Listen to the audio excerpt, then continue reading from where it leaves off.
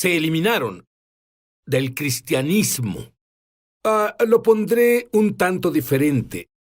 Son fiestas judías, pero no son solo judías, son fiestas bíblicas. Pero Dios dice en Levítico, Él las llama mis fiestas. Así que son fiestas de Dios. ¿Y por qué las fiestas judías, bíblicas y de Dios se eliminaron del cristianismo? Es una pregunta para reflexionar. Y solo hay una persona que se beneficia porque éstas se eliminen. Sí, como lo vas a descubrir claramente, muestran lo que pasará en los tiempos finales, en código misterioso, tal como las primeras fiestas, que son fiestas de Dios, muestran la primera venida de Jesús. Las últimas fiestas muestran el regreso de Jesús. ¿Quién se beneficia por mantener a los creyentes ignorantes?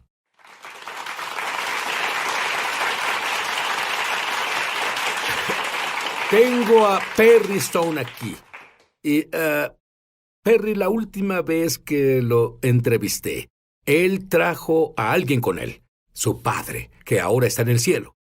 Y su padre operó en los 9 dones del Espíritu. Y le pregunté a Perry la última vez que hablé con él, tu padre tuvo una palabra profética antes de morir. Y tú contestaste. Dijo que el Señor le habló, y esto fue como un mes antes de morir, que en los últimos días, al acercarnos al final del tiempo, los creyentes iban a estar bajo mucho estrés, mucha tentación satánica. Y dijo que algunas de estas tentaciones nunca las han enfrentado, aún para personas devotas. Dijo que algunos serán tentaciones sexuales, hacer cosas que jamás pensaron hacer. Él dijo que solo, y estaba llorando cuando me dijo esto, él dijo, por favor, diles que el Señor dijo que tienen que orar excesivamente en el Espíritu Santo. Tienen que orar en lenguas del Espíritu, y cuando estén bajo la tentación, no traten de luchar solo al reprenderla en su lengua natural. Luchen orando fuertemente en el Espíritu de Dios para que la mente se renueve. Esa fue una de las últimas cosas que compartió conmigo. Yo tengo que decirte, Perry, yo siento que no quiero salir al mundo a menos que haya orado por lo menos 1 hora en lenguas. Y he hecho esto ya por algunos años. Y he animado a todos los demás, pero no conocía esa palabra profética. Muy bien, Perry ha pasado 80,000, escúchenme, 80,000 horas estudiando la palabra de Dios. Perry es uno de los pioneros de lo que se conoce como movimiento de raíces judías. Perry viene de... ¿Son 3 generaciones? 4 generaciones. 4 generaciones de personas en el ministerio. Él tiene algo que tú debes entender. Dime sobre la primera vez que te interesó Israel, incluso las raíces judías, porque si tienes los antecedentes que yo creo que tienes, ni siquiera oíste hablar sobre el Antiguo Testamento. Lo único que oí al crecer fue del Pentecostés, porque eso era la base de nuestro grupo. No sabía nada de la Pascua, no sabía de la... tal vez no sabía de pan sin levadura hasta que tenía 20. Y lo que me provocó fue ir de viaje a Israel, el primer viaje que hice. Y vi cosas de las cuales no tendría tiempo de detallar. La falla de terremotos en el Monte de los Olivos, las gigantes aves que repoblaban sobre el área de Basán. Y me di cuenta que todo eso está en la Biblia, pero no está reportado aquí. Es como si lo supieran ahí, pero no está reportado aquí. Así que comencé a ir a Israel y cuando iba llevaba un fotógrafo que tomaba imágenes y volvía a los Estados Unidos y las mostraba. Lo llamaba Lo Último desde Israel y comenzaba a mostrar las imágenes junto con el mensaje que el Señor me había dado. Y se volvió la enseñanza más popular de toda la semana. El más grande grupo de personas atendían, llevaban personas no salvadas. Muchas personas vinieron a conocer al Señor porque descubrieron que lo que está en la Biblia está pasando. Número 1 es hacer la palabra de Dios real, hacia Dios real. Y 2 significa que nos acercamos a los últimos días. Fiestas. ¿Dónde cabe eso? ¿Cuándo se abrieron tus ojos a la importancia de las fiestas en la Biblia? Fue cuando yo comencé a predicar cuando tenía 17. Tal vez a mis 30, cuando en realidad comencé a estudiar más profundo las raíces hebraicas, descubrí las 7 fiestas de Israel. Moadim, los festivales de Israel se llaman las fiestas. Son convocaciones de Dios, pero son tiempos determinados. Si tomas algo de la palabra en hebreo, pero también una de las traducciones del inglés te dirá, estos son mis tiempos determinados. Lo que en realidad captó mi interés es que Jesús Vino como el Cordero, pero volverá como el León de Judá. Así que hay dos naturalezas en un hombre. El Mesías que sufre y el Mesías que reina. Y tal vez algunos de los que están viendo el programa desde Israel y tengan un rabí, una de las cosas que enseñan los rabíes es que viene un Mesías, pero hay dos Mesías. Mesías hijo de José, el Mesías que sufre, y Mesías hijo de David. E incluso creían esto en los días de Jesús. Pero lo que tienes que entender está en las Escrituras. Él es el Alfa y el Omega, el principio y el fin, el primero y el último. La primera vez que vino, él vino para cumplir Isaías 53, el Mesías que sufre. Pero la segunda vez que vuelva, él volverá como el hijo de David a reinar en el trono. El Mesías, el hijo de David.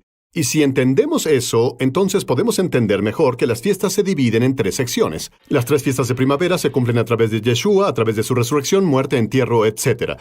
Su ascensión, su venida, su aparición ante los discípulos durante los primeros frutos. El Pentecostés fue el nacimiento de lo que llamamos Iglesia del Nuevo Testamento, la Eclesía, los llamados en el Pentecostés. Pero aún no hemos llegado a las 3 fiestas de otoño aún, que son trompetas, expiación y tabernáculos. Y cuando comencé a estudiar en serio esto, dije, aguarda un minuto. No están predicándome o no comparten conmigo que esas 3 fiestas de otoño son proféticas y aún no han pasado. ¿Por qué no estudiamos esto? Y eso me provocó estudiarlo. Como sabes, 3 de las fiestas aún no se han llevado a cabo. Bueno, verás, Perry mencionó una palabra de Levítico 23, convocación. En hebreo eso puede traducirse ensayos. Y si viste los ensayos para la primera venida del Mesías y salieron a la perfección, significa que es asombroso.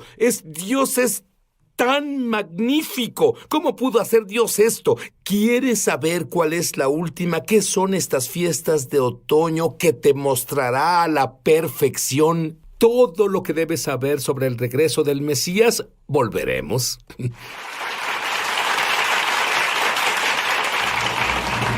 Ya volvemos a Es Sobrenatural.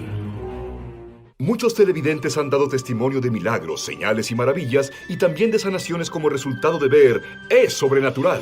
Mientras veía un programa reciente, Sid estaba enseñando sobre el bautismo del Espíritu Santo. Seguí cada instrucción que él dio y luego dijo, ahora habla. Y cuando hablé recibí el don de hablar en lenguas.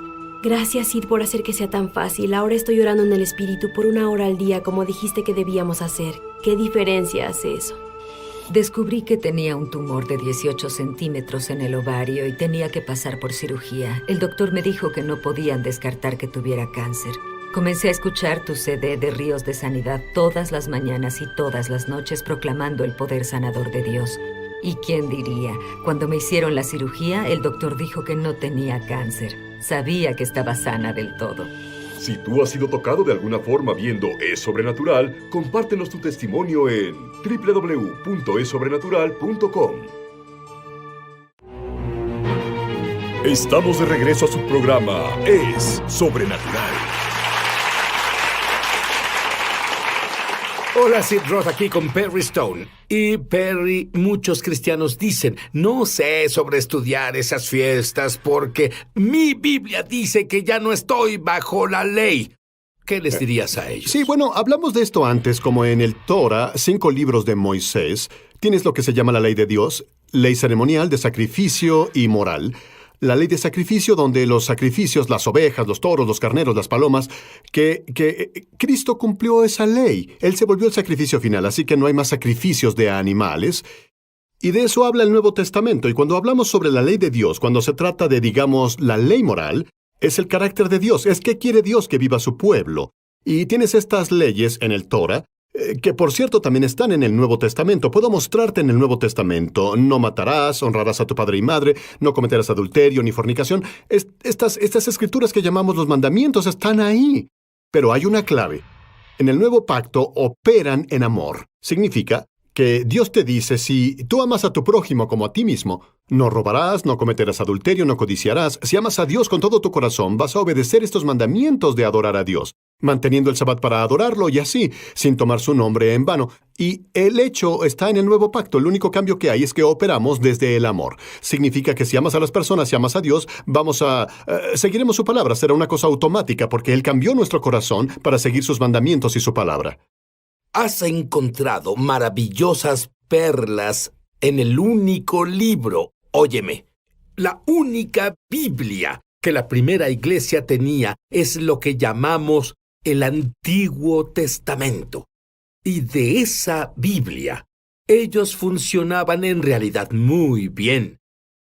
Pero hablamos de las lunas ensangrentadas y esto nos da conocimiento del tiempo de lo que le pasa al planeta Tierra. Bueno, varios años atrás, de hecho fue en los 90, comencé a estudiar el verso, que es muy complicado, en el sentido de cómo lo interpretas. El sol se convertirá en tinieblas y la luna en sangre antes de que venga el gran y terrible día del Señor. ¿Cierto? En los 60, cuando fue el aterrizaje lunar, una mujer de la iglesia de mi papá dijo, esa es la profecía, se cumple, los rusos irán a la luna, los americanos van a ir a la luna, se van a matar entre ellos y será... No sé si has escuchado esa teoría. Pensé, vamos, ¿cómo se matarán entre ellos? Cuando ondeas una espada tienes que ondearla. Serían tan lentos que el otro podría esquivarla. Si tú lanzas una bomba, por favor, solo seguía pensando, esto no tiene sentido. ¿Y qué hice? Lo estudié desde una perspectiva rabínica. Y en la perspectiva rabínica, el eclipse lunar y eclipse solar, un eclipse solar es cuando la luna se ve naranja o se ve sangre, son señales. Por ejemplo, un eclipse lunar, esto es algo que debes entender, no solo lo estamos inventando.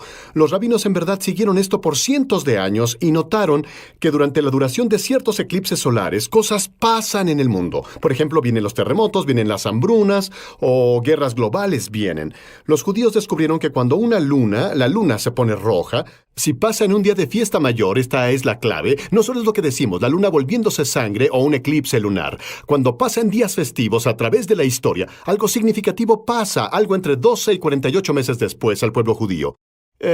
Por ejemplo, tienes una serie de eclipses lunares que han pasado en las fiestas de primavera y en las de otoño, en días festivos específicos, unas 7 veces a través de la historia, y cada vez se relaciona con la ciudad de Jerusalén, se relaciona con la vez que Colón descubrió América, se relaciona a un tiempo profético. En realidad, un tiempo muy importante. significativo, y quise escribir esto para tener un exacto, para los que están viendo.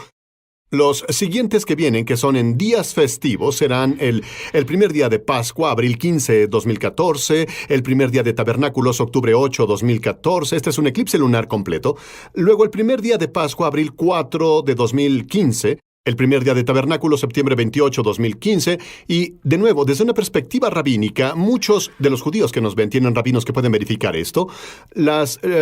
lunas de sangre son una mala señal para Israel. Se consideran un presagio de problemas para Israel. Y no podemos ver esto y decir que va a pasar porque nadie lo sabe, yo no puedo hacer eso, pero sabemos que en días festivos, no importa si pasa, verás en enero o febrero, pero cuando cae específicamente en día festivo, algo significativo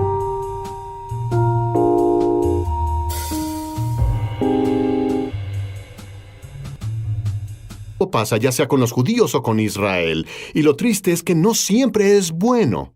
Y es cuando el libro de Joel y el libro de Hechos, Joel 2 y Hechos 2, el sol se convertirá en tinieblas y la luna en sangre antes de que venga el gran y terrible día del Señor. Muchos estudiosos lo interpretan, el gran y terrible día del Señor, hablando de días de tribulación. Estas son lunas de sangre que pasan antes del periodo de tribulación. Y nosotros, claro, no estamos en el periodo de tribulación aún, por supuesto, de acuerdo con lo que veo, porque tú sabes...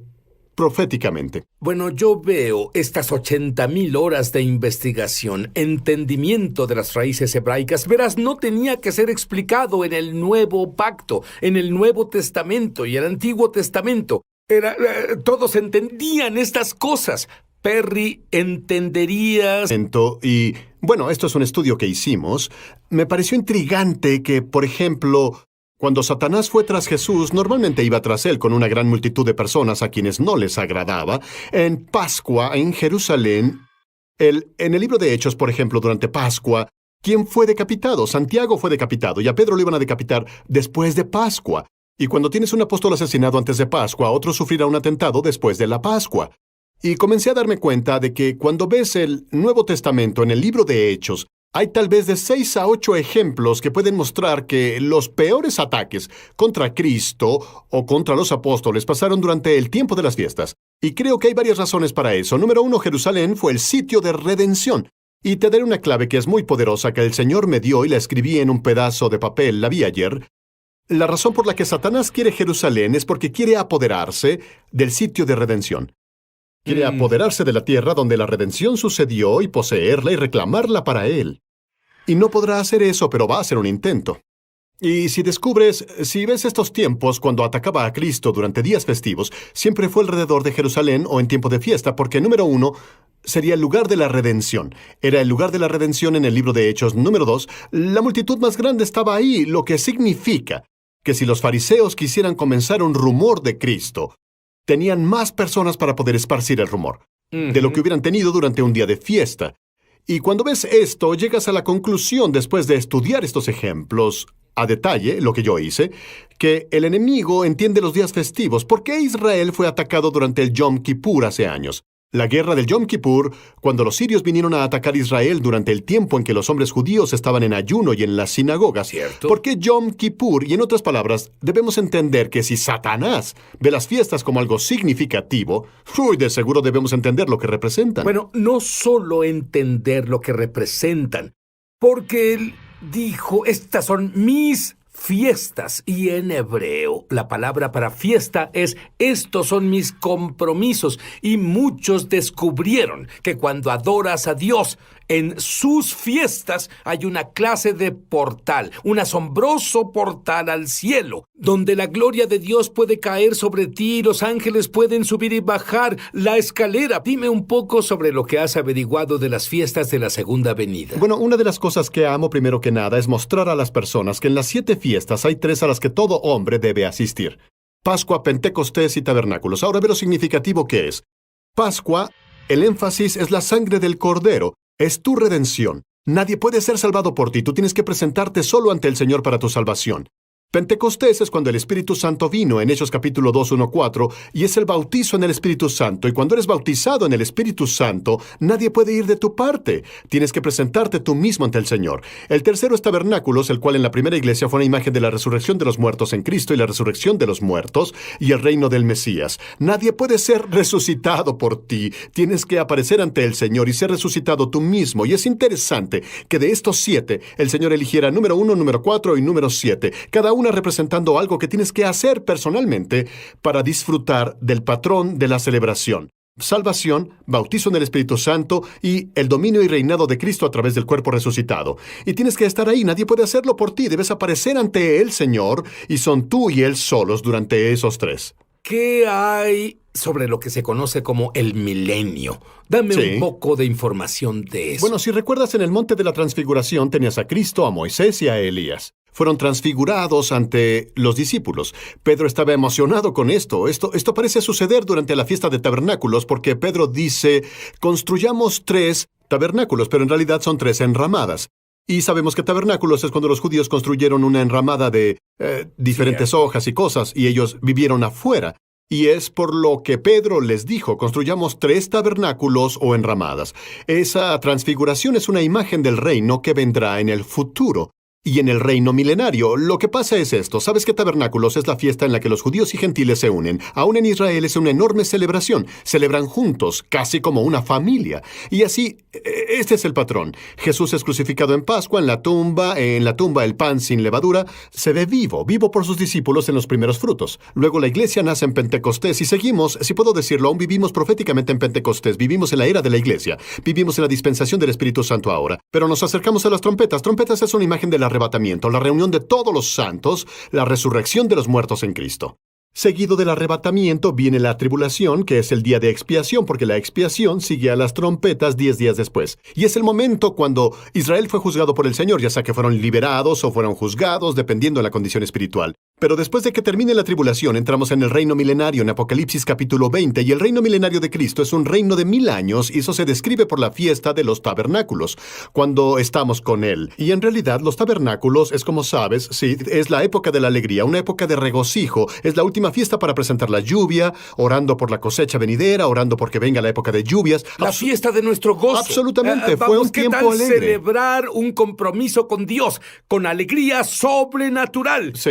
Es más, tú verás, bueno, una de las cosas que encuentro asombrosa es que muchos musulmanes ya tienen sueños y visiones de Dios. Y tú dijiste que estamos en el Pentecostés ahora, que habla sobre sueños y visiones Absolutamente. de Dios. Y yo te otorgo eso. Hemos sido contactados por individuos que han sido musulmanes, que simplemente sintieron hambre de Dios. Sintieron hambre de Dios. Debe haber algo más. Y lo raro es que si eres un musulmán y estás viendo, Dios te visitará, Jesús te visitará en un sueño. Ha pasado a miles y sí, está pasando más y más. Recibimos emails constantemente de persas iraquíes y personas en Egipto, y todo lo que hacen es orar y decir, Señor, si eres real, muéstrame. Y lo asombroso es que te lo digo, que Jesucristo se les aparece. Literalmente se les aparece y les dice quién es. Pero no solo musulmanes, también judíos. Judíos ortodoxos tienen sueños y visiones, pero Perry, puedes imaginar